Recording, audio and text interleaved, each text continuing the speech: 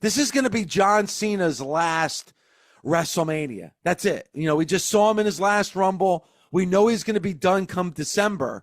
And he wants that 17th world title reign. You know, we talked about it at nauseum. Does it matter? Does it mean anything? Because it's really about the WWE. Ric Flair did it on a different stage.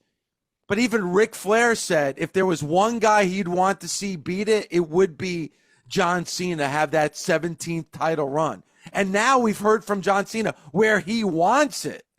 So imagine the story going into WrestleMania where he has the opportunity to finally do it. That's big business. But also CM Punk is big.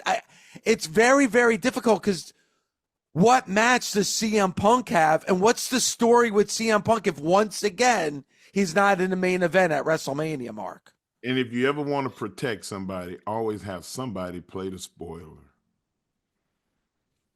You're gonna need a spoiler. You're gonna if you're gonna go John Cena, Cody, who's gonna be the detractor? What do you mean by the detractor? You need somebody. I don't want to beat nobody 1, 2, 3 in the middle. No, Cena has to lose that match, Mark. Cena would have to lose 1, 2, 3 right in the middle clean. You wouldn't want to see him. You wouldn't want to see him lose. If it's Punk causing John Cena to lose, and he can say, "Hey, it wasn't his time. That's my spot to have." So you're talking at Elimination Chamber? Yeah, I'm talking about the chamber.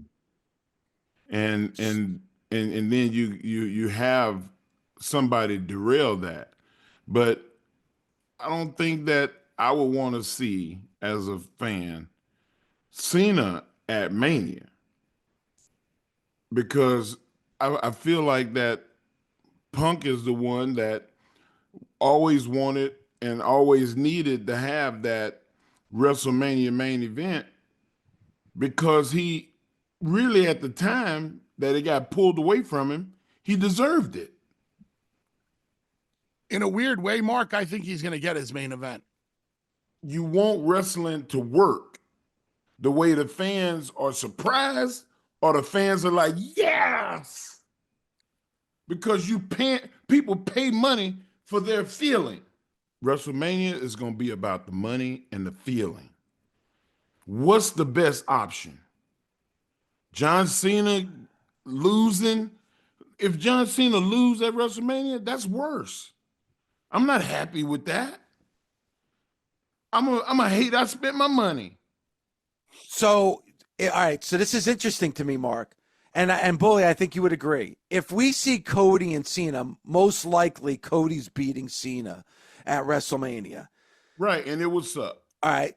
But if we saw Cody and Punk at WrestleMania, you think Punk's beating Cody? Punk, I don't have no problem.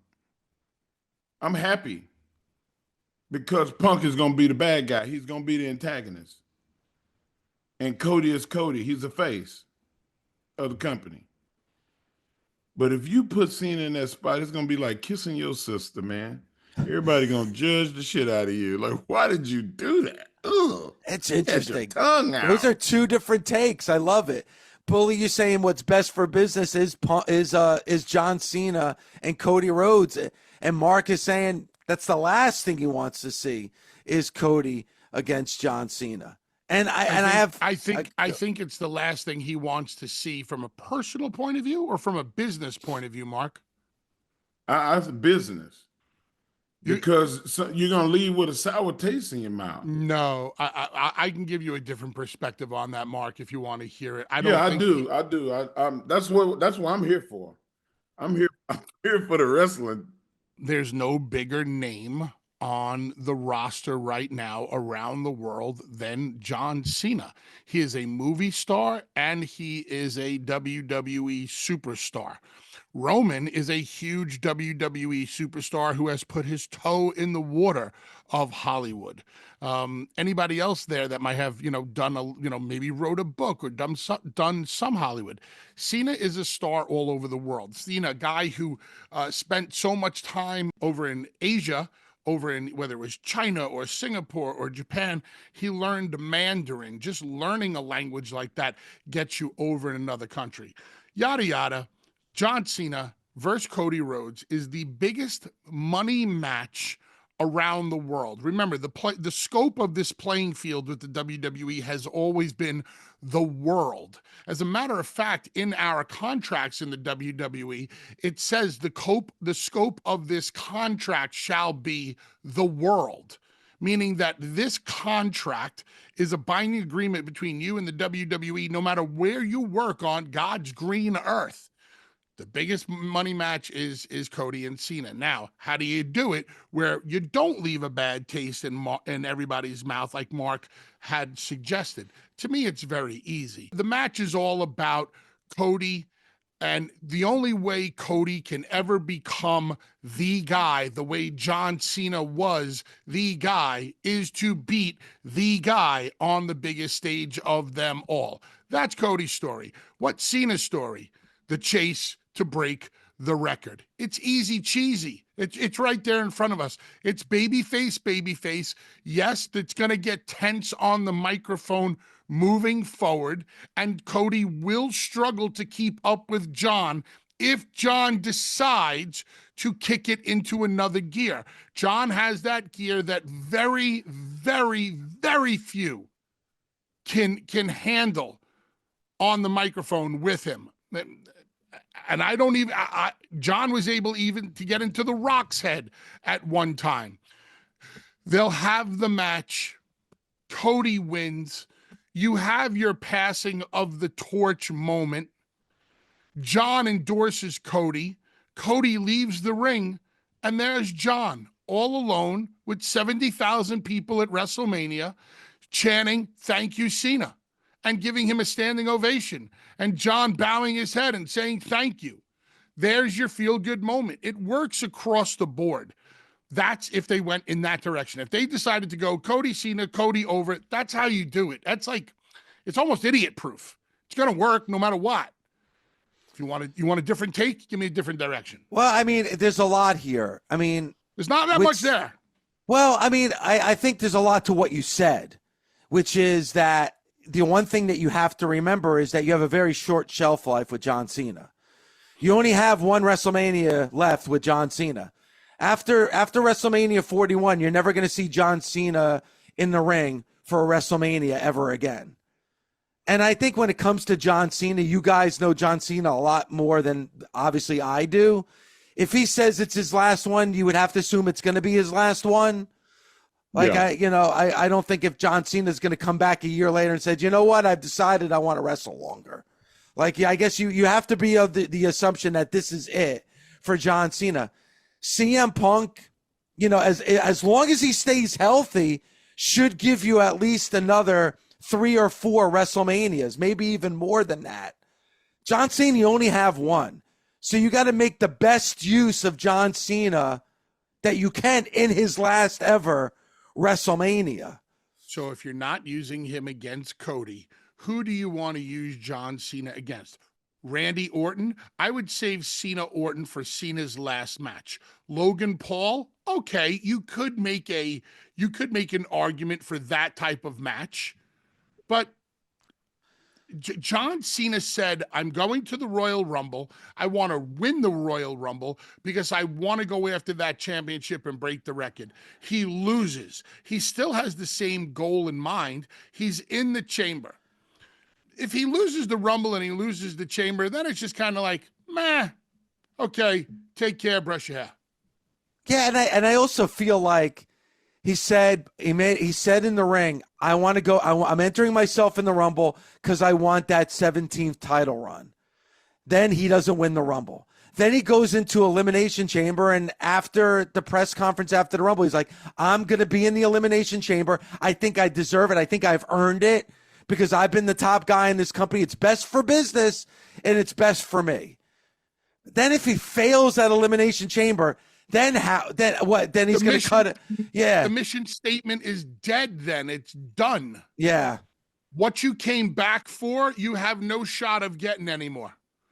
I mean, maybe he works his way from the bottom to the top. I don't know if anybody wants to see that. If it's Punk and Cody, I think a WrestleMania crowd would be firmly behind CM Punk and not Cody. A WrestleMania crowd. Or do you think it'd be more 50-50, Bully? I'm going to give the edge to Punk because I think Punk fans will be louder than Cody fans, just based on sheer volume. Plus, people will want to see Punk fulfill his destiny, finish his story. Also, they'll want a title change at WrestleMania. So when you take all these things into account, yes, I do think people will be more behind CM Punk than Cody Rhodes. And you know what? And either way, it's a win because, like what we saw a couple of Mondays ago between CM Punk and Cody Rhodes, it was magic. But also, John Cena and Cody Rhodes would be magic as well. And CM Punk doesn't give a shit. I mean, he cares about his own spot at a WrestleMania, but CM Punk isn't somebody that's going to care about Cody or John Cena going out the door or anything like that. He's pretty much focused on what he needs to do and not somebody else's story.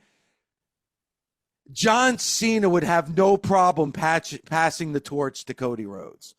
Like Bully said, Cody would give John Cena that moment in the ring so you can get the thank you Cena chance for John Cena.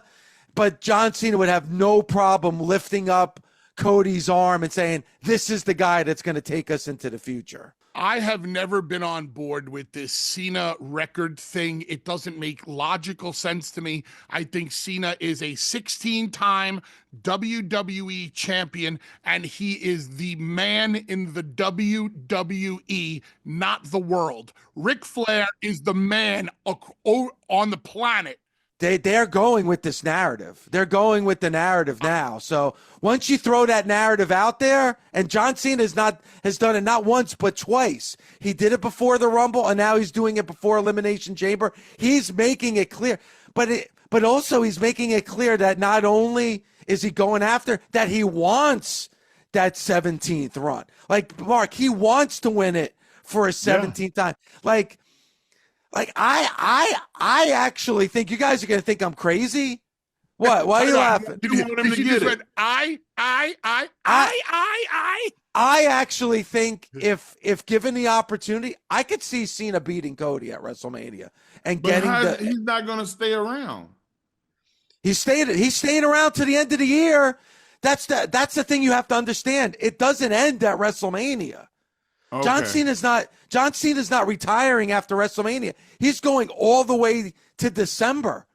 I see a world where John Cena beats Cody. And now Paul has just said he has 33 appearances left. I could see John Cena beating Cody, becoming a 17-time champion. Now there's no conversation. Ric Flair's out of the equation now.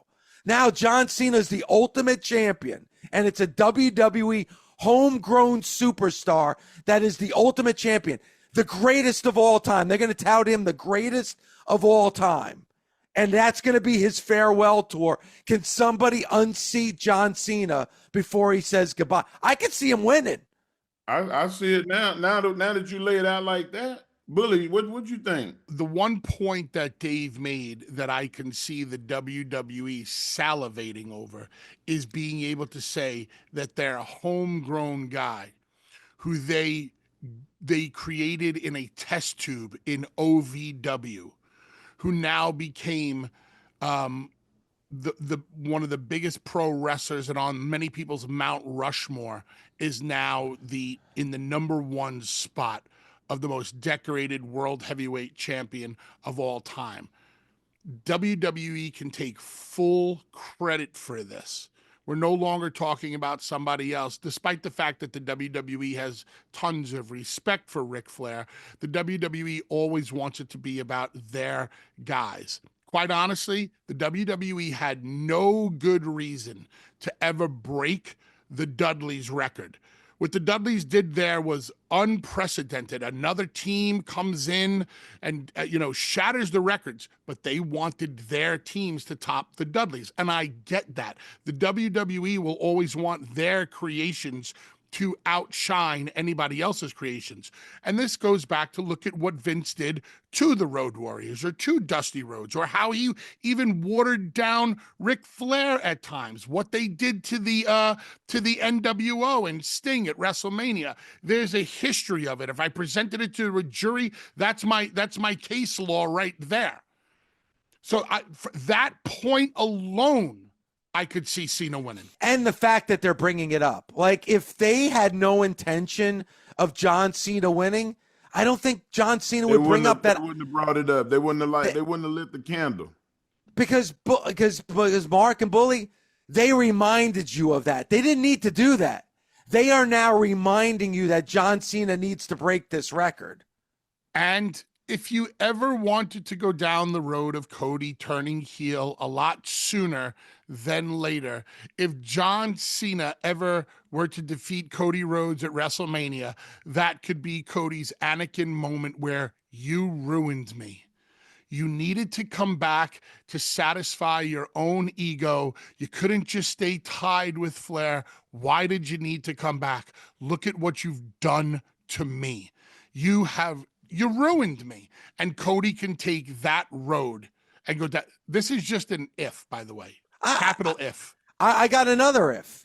You could have John Cena beat Cody.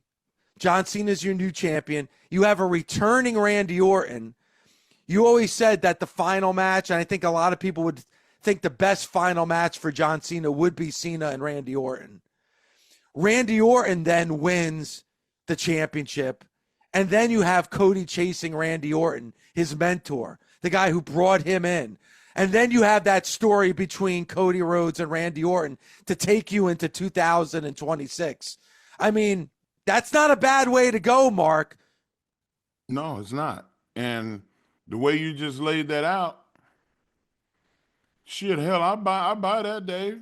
We have now taken the Busted Open Nation to 2026. We have now just built stories over the next 9 months. And knowing the WWE, John Cena doesn't even win the Elimination Chamber. But Cena has a very unique quality that not many wrestlers have. He could tell you he's on the quest for 17 and still lose, and it'll never affect John Cena.